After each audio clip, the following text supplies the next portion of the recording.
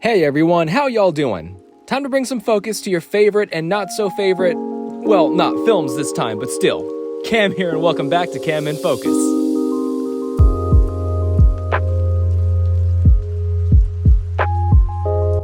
Alright, so I wanted to take this time to talk about one of my favorite scenes in any piece of Star Wars media. No, not that one, but I got you there, didn't I? No, I want to talk about the death of Maul. Oh, spoilers, whoops!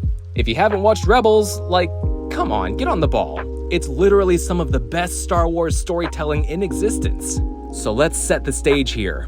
You've got Maul, a disgraced Sith who has nothing left in the universe except for his hatred for Obi-Wan Kenobi. We've been following this character through movies, shows, books, and comics, and this is finally his moment. And yes, when I say it's his moment, I mean it. This isn't a triumph for Obi-Wan. There's no celebration or feeling of victory that he finally slayed his old nemesis.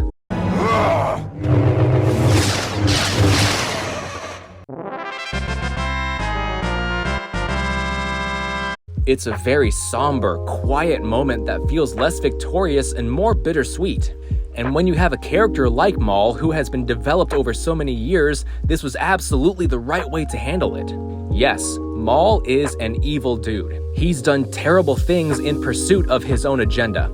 However, his last line to Obi-Wan gives more insight into his character and motivations than any piece of dialogue he's ever spoken. Tell me, is it the chosen one?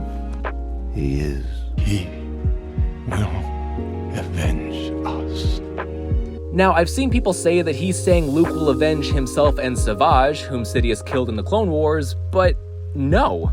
Why would Savage even be part of the conversation between him and Obi-Wan? Savage was nothing to him, just another opponent to fight. No, Maul is referring to himself and Kenobi. In that moment, he's acknowledging their common enemy in Sidious. Both of their lives were utterly destroyed by this one single Sith Lord, and Maul in his last moments chose to find common ground with his enemy and accept that they're really not so different. That to me is a much stronger closing to a character's story than having him just die or go out on another evil note. Next time, Gadget, I promise I'll get you. Next time. In Maul's last moment, Obi-Wan chose to provide him with at least a small measure of relief, a tiny semblance of comfort despite all the tragedy Maul caused him. What also strikes me in this scene is how Obi-Wan holds him. He doesn't let Maul fall all the way to the ground, he cradles him.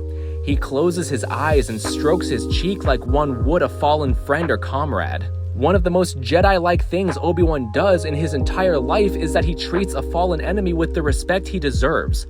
Obi-Wan knows a little about what Maul's life was like. I know the decision to join the dark side wasn't yours.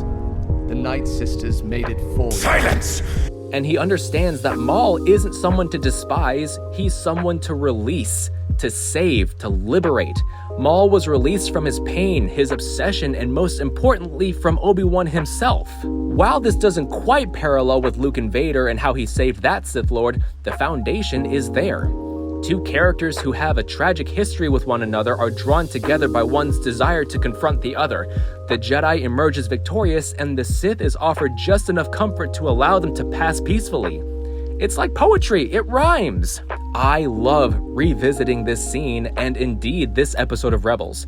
It's obvious that a lot of thought went into bringing all the story, all the character context built up over so many years to a fitting and emotionally resonant conclusion. And with Maul being one of my absolute favorite Star Wars characters of all time, this ending contextualizes everything about his story leading up to this. And I love it. Well, that's all I got for you today. A bit of a shorter video. I kind of had to retool my approach. I had a video that I was working on regarding what I think is wrong with the MCU today. It was basically a script about, hype culture and nostalgia baiting and stuff like that. And the more I worked on it, the less happy I was with it. It really just ended up being a whole bunch of rhetoric that didn't really amount to much. It was me just saying, hey, this is what Marvel is doing. And I ended up kind of scrapping that project. It was unfortunately ended up becoming a lot of time wasted on my part, so I apologize for that. But I hope that you enjoyed this short discussion. Be sure to tune in for more content, more stuff coming in the near future, subscribe to the channel, etc., geeky content, all that stuff that you know and love. Have a wonderful day, everybody.